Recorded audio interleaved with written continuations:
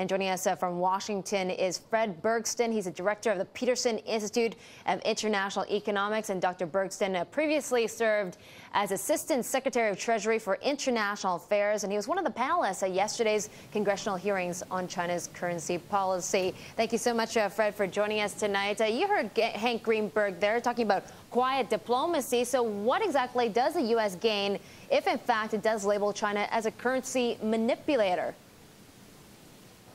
Well, let me first say that my friends Hank Greenberg and Nouriel Roubini are both way off base. I spent 3 hours with the House Ways and Means Committee yesterday. Nobody is talking about retaliatory tariffs. Nobody's talking about blunt instruments of that type. It's, of course, correct that private diplomacy is the best way to deal with the issue, but it's been tried. It's been tried for several years.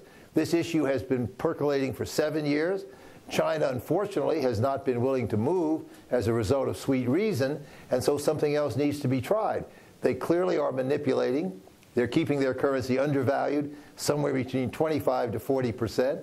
That has huge effects on the world economy, huge adverse effects on lots of other countries. What I recommended, and what I think the Congress is supporting, is a move to use the multilateral institutions to try to persuade China to change.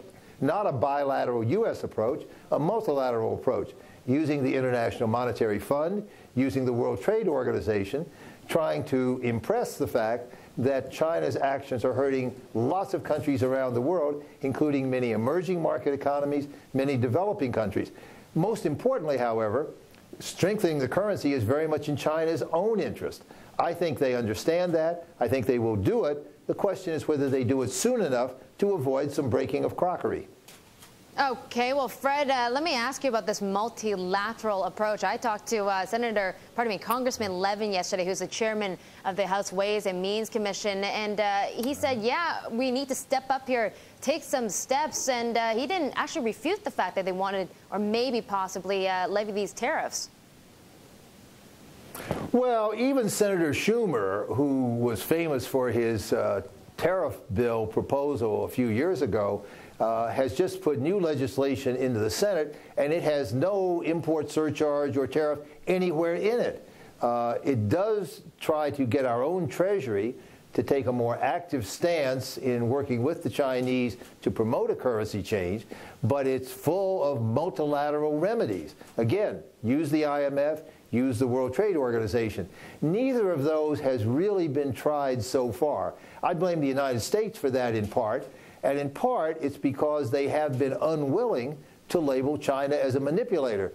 Other countries say if the U.S. is not willing to implement its own law, call a spade, why do you want us to be in some coalition on the issue?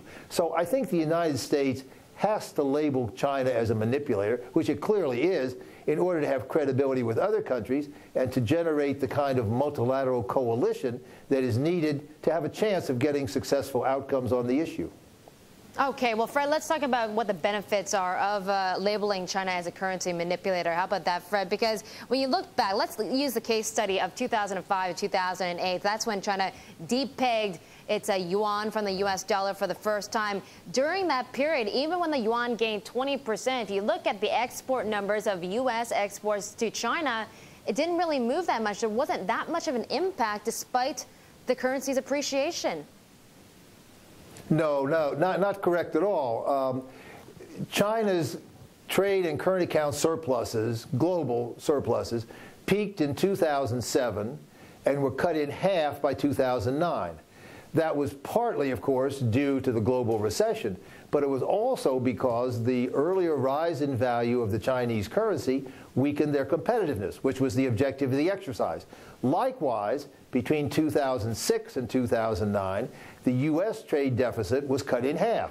That was a reflection, among other things, of the decline in the value of the dollar, which made the U.S. more competitive. You have to remember there are time lags, 2 to 3 years, between the time a currency changes and the results showing up in the trade figures. So what happened recently in response to the strengthening of the renminbi back from 05 to 08 was just like a textbook. 2 to 3 years later, the Chinese surplus came way down, the American deficit came way down. So I have no doubt it would work. The issue is to get it done.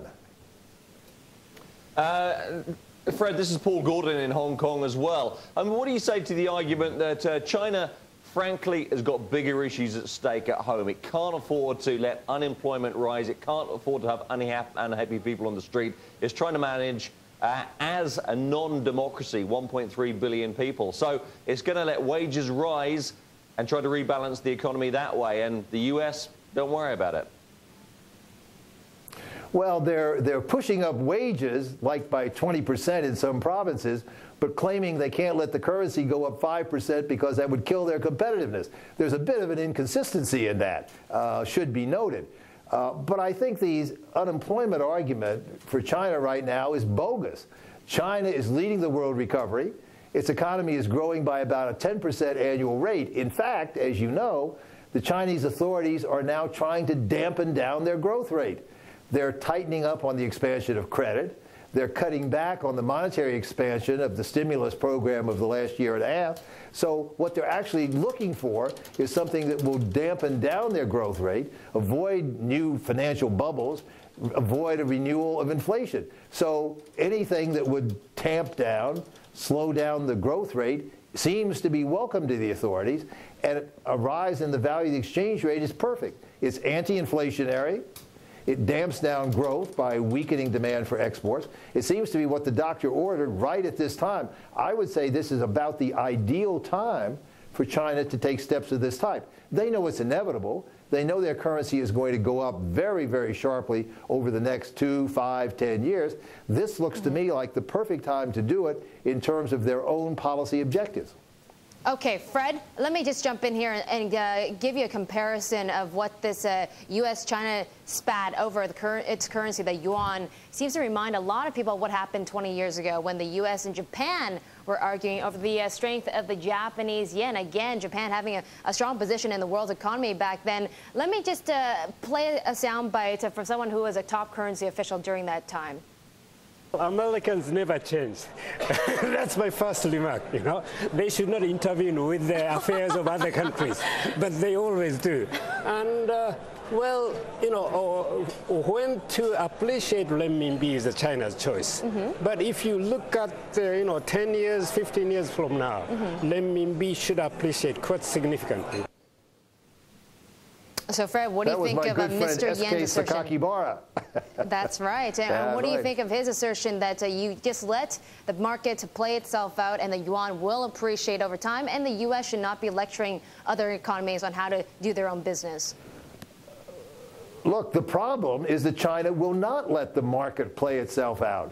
China is intervening in the markets to the tune of $1 billion every day to keep the renminbi from rising. Sakakibara is right. If the Chinese authorities would let the market play out, the renminbi would be rising right now, and we would not have had this problem. The issue is China's intervention. That's the manipulation. That's what's interfering in the markets. That's what's keeping the currency artificially weak.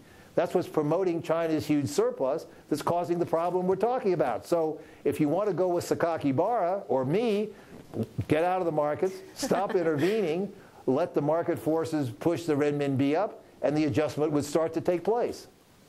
Okay, Fred, what a pleasure talking to you tonight. Thank you so much for your time. Fred Bergsten of the Peterson Institute. He's a director there, and he was also previously Assistant Secretary of Treasury for International Affairs.